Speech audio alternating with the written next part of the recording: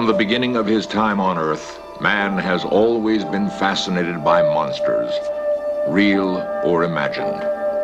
One enduring modern legend tells of creatures similar to man, walking upright, covered with hair, beast-like in character. Many believe they are real and exist today in the remote corners of the world where they have been driven by encroaching civilization. They were first known as the Abominable Snowmen.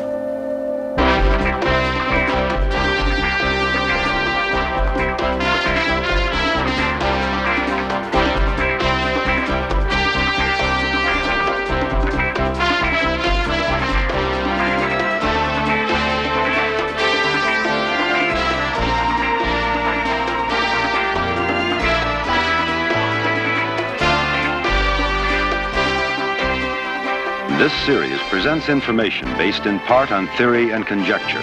The producer's purpose is to suggest some possible explanations, but not necessarily the only ones, to the mysteries we will examine.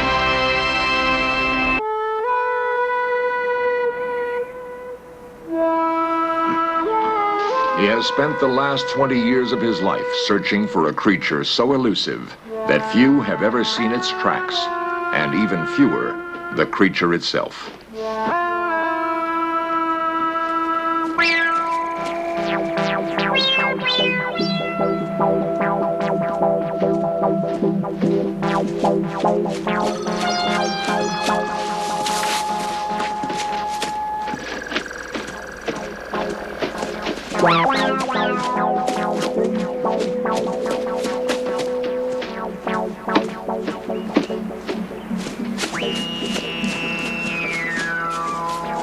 Peter Byrne believes he has come close to the creature on more than one occasion. He has never actually seen the sure-footed beast that has been glimpsed in primitive surroundings.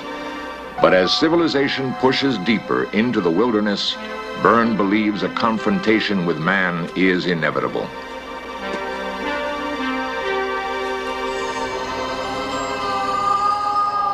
The civilized world first became aware of such creatures when stories began to drift back from travelers in the remote Himalayas. As early as 1857, giant footprints were spotted.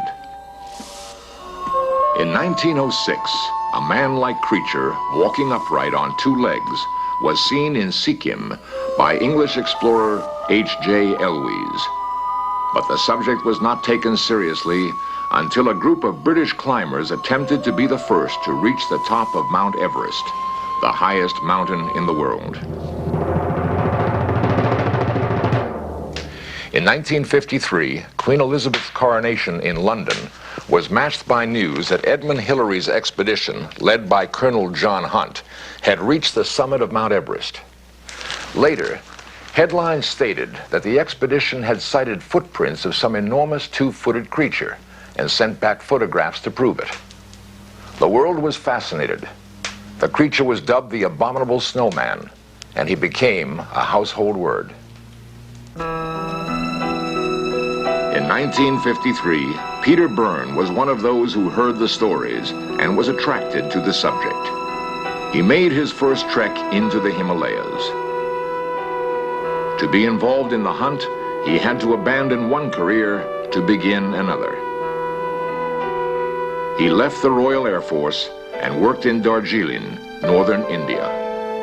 While I was there, I became interested in big game hunting: tiger, leopard, buffalo. And we hunted in the dense jungles that run along the edge of the Himalayan foothills. Then, in 1968, he stopped.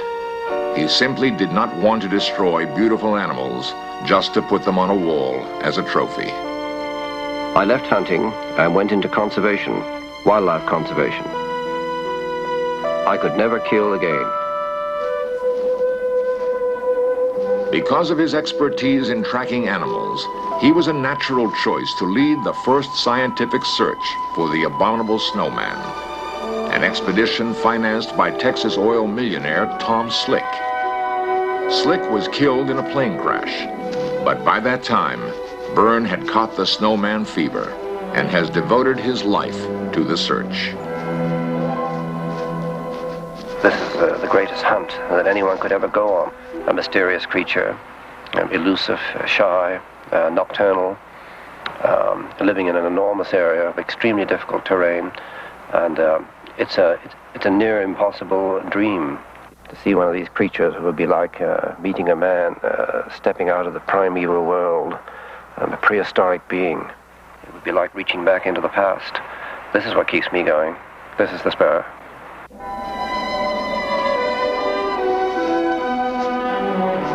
The search has taken him into some of the most spectacular scenic areas of the world, to breathtaking vistas of natural beauty. They alone make the search worthwhile. It is here that Byrne believes the man-beast will be found. Here, in the Himalayas, at the very roof of the world, Mount Everest itself.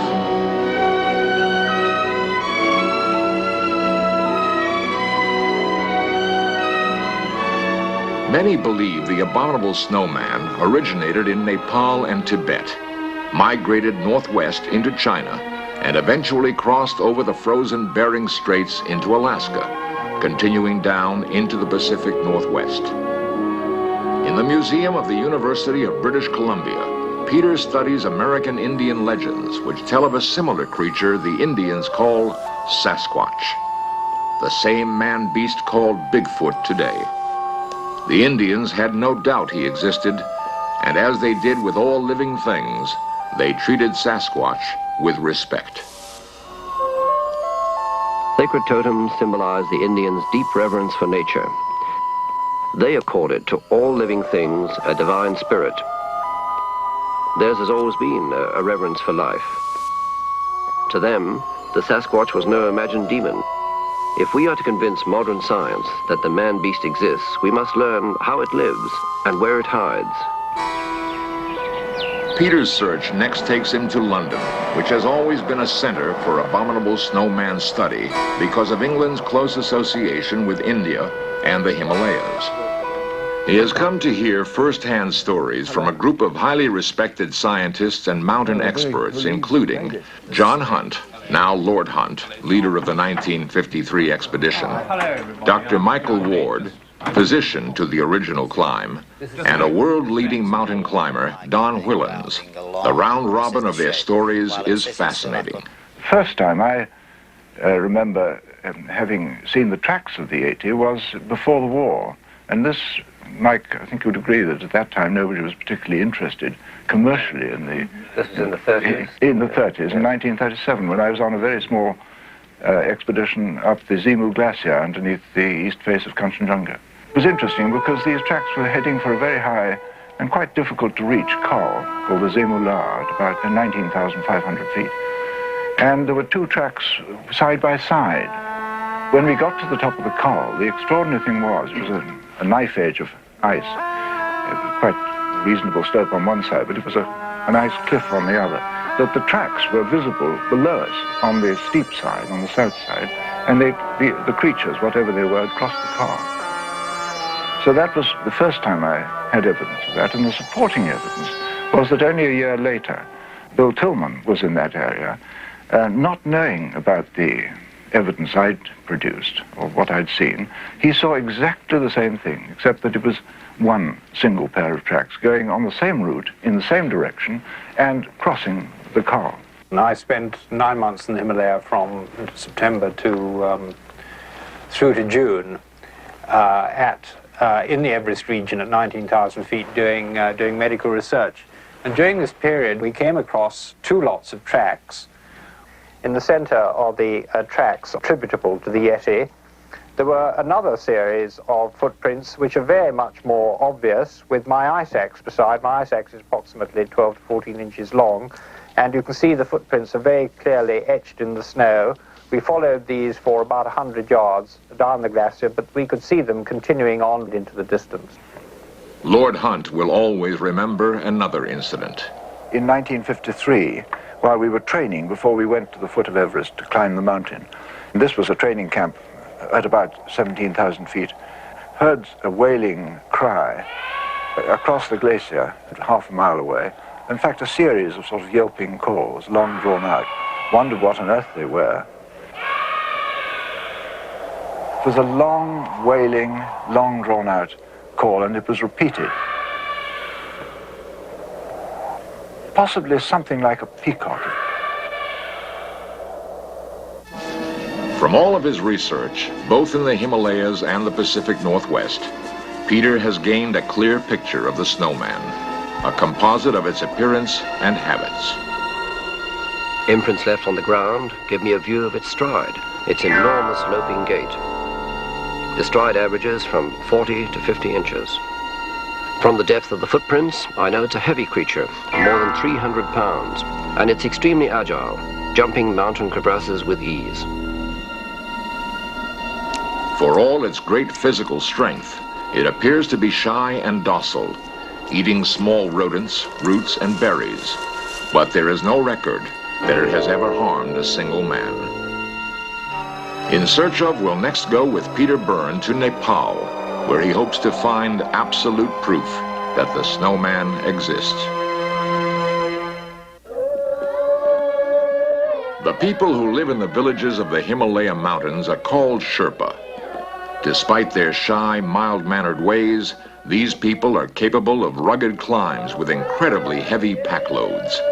They form the backbone of any expedition, including the successful assault on Everest in 1953.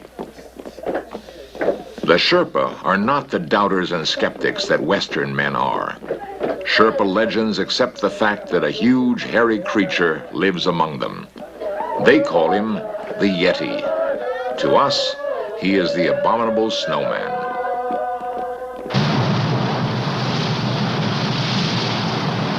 The melting snows of the Himalayas turn the rivers of Nepal into raging torrents. Peter Byrne often takes advantage of their swift transportation in his search for the snowman. The quest has drawn me to perilous but exhilarating places, running the great rivers of the Nepal Himalaya, probably the most dangerous rivers in the world. I had been waiting for 2 weeks for a most important message, permission for an interview with the Holy Lama of Bodhnath. As the messenger made his way to reach us in this incredible world of isolated and rugged beauty, I thought how lucky I was. Bigfoot, Sasquatch, the Yeti, or Abominable Snowman, call it what you may, it has given me times of sheer frustration, but there are also moments of hope.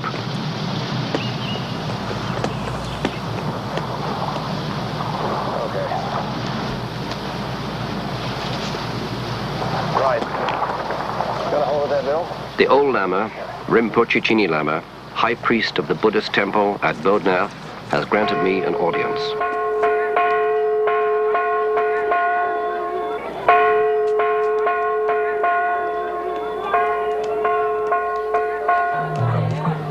Kathmandu, the capital of Nepal, is one of the few cities of the ancient world unspoiled by tourists. Off regular plane routes, it looks as if it has been frozen in time. But under its calm exterior, a world of intrigue flourishes. Sharing its high mountain borders with Red China, it is one of the very few windows to that world. Agents and spies from many countries jostle each other in the marketplace, with more spies here than in most other cities in the world. Peter Byrne is not concerned with the present. Rather, he has come to Kathmandu seeking a dramatic link with man's distant past. I was looking for eyewitness accounts of Yeti sightings. I hoped the Rinpoche could help. The Holy Lama, I was told, knew of the Yeti at first hand and could provide new clues for me to follow in my search. Oh, yeah. And as you know, I have been looking for the Yeti. But could not get now. Could not find. You think there might still be a Yeti there? Maybe possibly, yeah. Can stay. Sometimes they come down to destroy all the field of corn field and wheat field, potatoes field. They come down to destroy They come down and destroy. And frighten the villagers? Yeah. This piece of bone that you showed me, this is a Yeti, a piece of Yeti bone. How old would you say this was? About 50 years back. 50 years back, I see. It's very thick and it has a peculiar ridge on the top here. I must admit, I've never seen anything like this before. And where did it come from? Which place? This is come from Zarumpu. Following the lead of the Lama, Peter moves up into the Himalayas. His guides will be the loyal Sherpa. At these heights, the weather can close in for days and the temperature drop to sub-zero degrees. One feels cut off in an isolated world of beauty and danger, where time is meaningless, where it is easy to believe the incredible tales the Sherpa calmly tell. On my last Yeti expedition to Nepal, I had seen several sets of tracks and heard incredible stories of sightings. This year, I had set out with my Sherpa guides to investigate those stories and relive some of the experiences in the exact location where they said they had heard a Yeti. Peter's guides have not seen a Yeti themselves, but they feel they have been close to the creature many times. As he listens to their stories, Peter will have to differentiate between legend and fact, to divine the line between imagination and reality. The oldest Sherpa told an eerie tale. It was a winter afternoon, he said. Two of us were returning from the Tibetan border. And on the last stage of our journey, a storm forced us to camp in a deserted cave. We made our way deep inside where it would be warmer.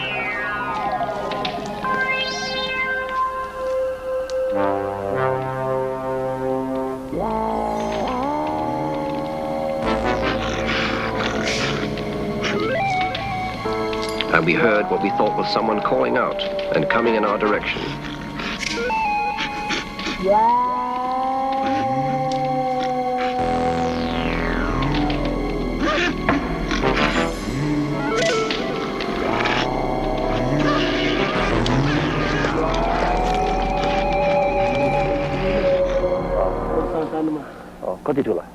Peter's guides tell him they saw huge footprints around the mouth of their cave, but happily no sign of the creature itself.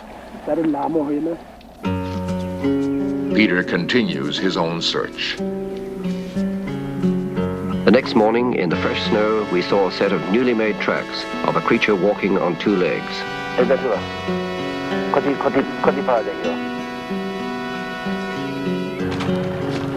As Peter leaves the Himalayas and his Sherpa companions, he continues to believe more than ever that the Snowman exists. His plane rises from the highest airstrip in the world. Peter looks down on a world so vast and so remote that indeed it does seem possible for a rare species to remain hidden, unseen by man, for centuries. I believe in the man-beast. There's historical evidence. There's the enormous habitat that can feed, support, hide them. And there's the very, very good evidence of the continuing eyewitness reports. The most compelling evidence Peter has ever heard is from mountain climber Don Whillans. Whillans recounts what he saw in the Himalayas in 1968. During the night, I got to thinking about this creature because there seemed to be some kind of an atmosphere. Certainly the Sherpas had gone very quiet. I say there was this feeling around, a sort of feeling of being watched in some way. I had a feeling that whatever it was still around. I felt that quite definitely. You get used to when you climb a lot. You get very used to trying to pick out small dots of people against the mountainside. And very often what you think is people are rocks, and very often, you know, what you think is rocks because they don't move when you want them to, turn out to be people. And I thought, well, I'll note the position of all the dark patches, it could be rocks, and I'll just see if any of them move, no matter how slowly. Anyway, I was just beginning to get a little bit cold, and I thought, oh, well, you've imagined it all. When suddenly I was sure the position of one of these rocks had moved. So I watched for a couple of minutes, and then suddenly I saw this rock definitely move. It started bounding up the slope. And that was the last I saw of it. course, people come up with all kinds of suggestions about why didn't you set up a camp and follow it? Absolutely ludicrous. And then they say, well, couldn't you have taken a gun up and shot it? My own personal feelings, which I'm sure wouldn't be shared by a big game hunter or a fellow that worked in an abattoir, is that if I did it, it would be murder. If this creature had survived for hundreds of thousands of years, who am I to go around shooting it? My feeling was, the best of luck, mate. If you survived up here, and I've had the luck to see perhaps something of you, I, for one, felt quite happy that it buzzed off doing its own thing, because this is something that's very difficult to do, isn't it, in this day and age.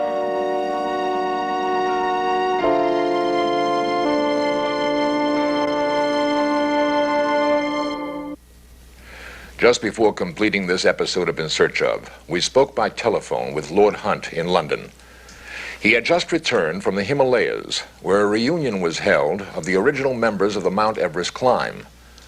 One night, during that reunion, while camped near Mount Everest, each member of the group was awakened by cries outside their hut. This cover of the English Geographical magazine shows us what they discovered in the morning. Clear tracks of some huge two-footed creature were found nearby. Lord Hunt photographed those tracks, and this is one of those photographs. After more than a quarter century, new evidence of the abominable snowman.